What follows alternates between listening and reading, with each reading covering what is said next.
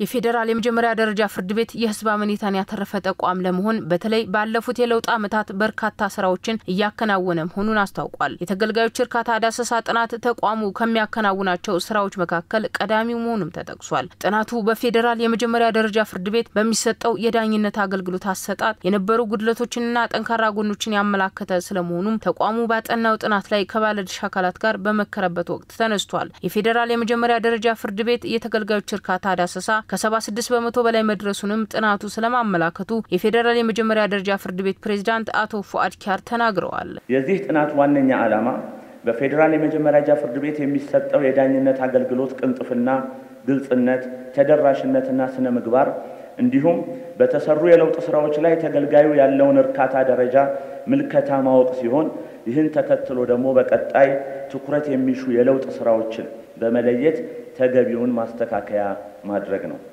ጥናቱ በዓለም አቀፍ የእርካታ መለኪያ መስፈርቶች መነሻ በማድረግ የተከናወነ ሲሆን በአጠቃላይ የፍርድ ቤቱ የእርካታ ደረጃ 76.3% መሆኑን የተካሄደው ሳይንሳዊ የዳሰሳ ጥናት ያመለክታል። የዳኝነት ተቋማት ያለባቸውን የአገልግሎት አሰጣጥና መሰል ችግሮችን በዘላቂነት ለመፍታትና ተጨባጭ ለውጥ ለማምጣት የተለያዩ ስራዎች እየተሰሩ መሆኑን የህዝብ ተወካዮች ምክር ቤት ምክትል አፈ ጉባኤ ሎሚ በዶ አስታውቀዋል። የዳኝነት ተቋማት ያለባቸውን ሰፋፊ ችግሮች ለመፍታት እና ከመሰረቱ ተጨባጭ የሆነ ለውጥ ለማምጣት እንዲቻል የለውጥ ፍኖተ ካርታ ተዘጋጅቶ የተለያዩ ስራዎች እየተከናወኑ ይገኛሉ።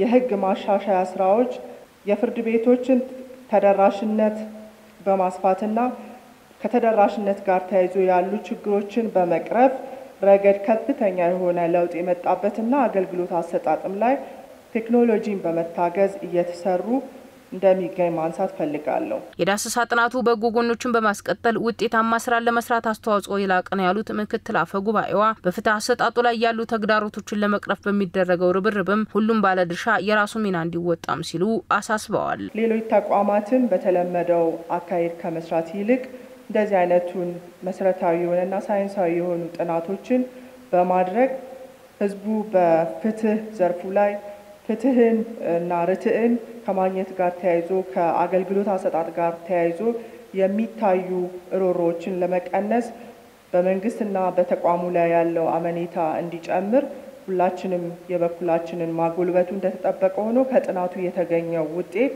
ተግባራዊ እንዲሆን ሁላችንም የበኩላችንን እንድንወጣ ማሳሰብ ፈልጋለሁ። ጥናቱ ፍርድ ቤቱ ለተገልጋዩ ማህበረሰብ የተሻለ አገልግሎት ለመስጠት አይነተኛ ሚና ይጫወታል ያሉት ደግሞ የምክክሩ ተሳታፊዎች ናቸው። የለዩዋቸውን ችግሮች በመለየት የህዝብን እርካታ የተገልጋይ እርካታን በሚገባ በሚያረጋግጥ መልኩ ህገ መንግስት ኃላፊነቱን ለመወጣት በጥናት በተደገፈ መልኩ ያቀረበው ነገር እጅግ ደስ የሚል ነገር ነው ማለት ነው። ያው ይሄ ፍርድ ቤት እንደሚታወቀው አገልግሎት ሰጪ ተቋም ነው።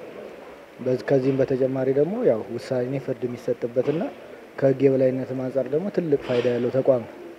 ስለዚህ እንዲህ አይነት ተቋሞች ደግሞ በአብዛኛው በሰው የመታወቅና ይሄ የመረዳት እንትኑን የሚያገኘው በእንዲህ አይነት አሳታፊ በሆነ ስልጣን ጭምር ጥናት ጭምር አብረን ህብረተሰቡን አሳትፈን መለካት ስንችል ስለሆነ በጣም አስፈላጊ ነው የሚሆነው። የፌደራል የመጀመሪያ ደረጃ ፍርድ ቤት በአዲስ አበባ በ12 የምድብ ችሎቶች በድሬዳዋ በአንድ ምድብ ችሎት በየአመቱ ከ170,000 በላይ ለሚሆኑ የወንጀል ፍትሐ ብሔርና የሥራ ክርክር ጉዳዮችን ልባት የሚሰጥ ተቋም መሆኑም ተመላክቷል።